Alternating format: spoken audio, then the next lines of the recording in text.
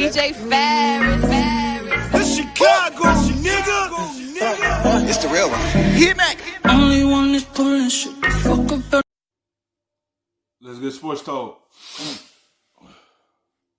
I didn't watch the same Tampa Bay game that Bruce Arians did. I thought they were the most unimpressive team that I focused on yesterday. I mean, they earned 21 points. They scored 24. You're not going to get that Hail Mary field goal that, whatever, if it's a penalty or not, you're probably not going to get those 3 points traditionally. And then the Vikings kind of hurt themselves with all those missed kicks. That's 10 points right there. Yes. If Bailey would have made those 6 kicks, Minnesota's positioned to win this game. Missed opportunities will help the Buccaneers win this game. The points left off the board will make them get in this position to lose to Tampa Bay. Tampa Bay played an okay game. Minnesota just missed opportunities and gave Tampa Bay the chance to win the game, and that was the outcome of Tampa winning off them missed points from the kicker Bailey. I mean, you could easily lost that football game to a team that was in overtime against the one-win Jags the week before. And you looked the same as you did before the bye week. There wasn't a ton of, impactful pre-snap motion. There wasn't a ton of play-action pass. There wasn't a ton of 12 personnel. There was a drive in the third quarter that looked cool. Other than that, you looked very similar. So I walk away going, what did you guys do in the bye week? What did you figure out in the bye week that you're like, we got to do more of that or we got to do less of this? I thought the Buccaneers looked very similar to what they did for the great majority of the season offensively, and they were really unimpressive to me in their win. What'd you see, RC?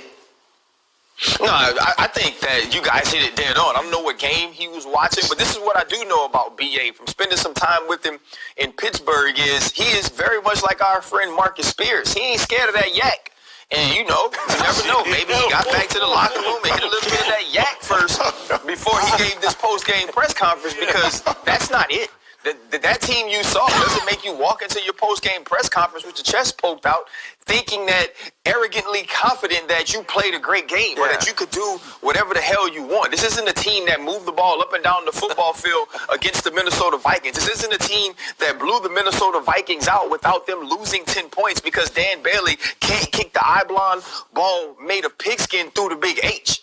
They were struggling offensively against the Minnesota Vikings. They missed some plays early until the Scotty Miller big touchdown. They didn't run the football necessarily as efficiently as I think they need to for the play-action game to be great. And this defense wasn't dominant at all. This is a team that's supposed to be ascending to be an NFC championship contender. Yes, they still play the same way they did before the bye week. They still try to drop back and throw deep. It's nothing wrong with throwing slant routes and dinking nuts. It's nothing wrong with doing that. Bruce Arians' offense is all about the home run ball, a steady taking what's there. That's what I think hurting this team. We're trying to do home run balls a steady just digging and dunking, and then go for the deep ball. But then they do that majority of all plays going for the deep ball. And I think that's what's hindering them for growing as a team together because of what they're trying to do. They do need to run the ball effectively more to help the play action fate because that's Tom Brady's strength. And they are not. And that's what Bruce Arians should have been talking about more than the fact that they can do whatever the hell they want. Now, to take the other side of it, Rex, I know there is something they did that you liked very much. Well, I actually like the fact they did at least attempt to run the football. So, and they got Brady under center some. So, if there's a positive that way, let's face it. You know what they do over the bye week? They probably played a lot of golf. They wanted to play a little more golf than they did. But yes, none of us know what the hell Bruce is talking about. Maybe it's the fact that they did run the football a little more. And yes, he knows you're going to have to be balanced, especially, going into this month and in the playoffs. So as you watch them, and again, we're going to get to some of the other teams. We've seen New Orleans, and obviously New Orleans has beaten them twice this year, Green Bay and others. Is Tampa right now, that team you watched yesterday, are they a threat to make a deep playoff run? No. No, you know why they're not a threat? Because they're inconsistent.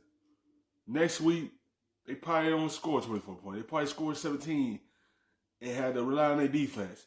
It's all about them being consistent, like they did the week before. Like, put some screens or drives together in your next game and not go 4 and out.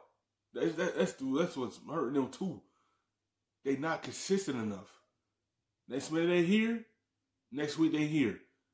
You can't be up here. You gotta keep the scale on the same level. You can't keep doing this. Next minute you cold, next minute you hot. Next minute you cold, you can't do that because you're not gonna come out of that playoff and go to the Super Bowl if you're gonna keep playing like this. I don't see that. And let's face it, Nope. Dalvin Cook, you know, they ran the ball down their throat. And who outplayed who? If they had a kicker like, you know, Dan Bailey, look, bless his heart, he was a good kicker at once. But nobody cares who the hell you kick for, you know, before. Right. You got to do a job right now, and he didn't do it. And all the momentum you lose when you don't kick field goals. Ugh. A quick final thought. Go ahead, Danny. I just think that there's nothing in this football team that makes me go, like, the expectations are Super Bowl. There's nothing in this football team that I go, that's a Super Bowl caliber performance or unit or identity. I don't see that at all with this football team. Thank you for watching ESPN.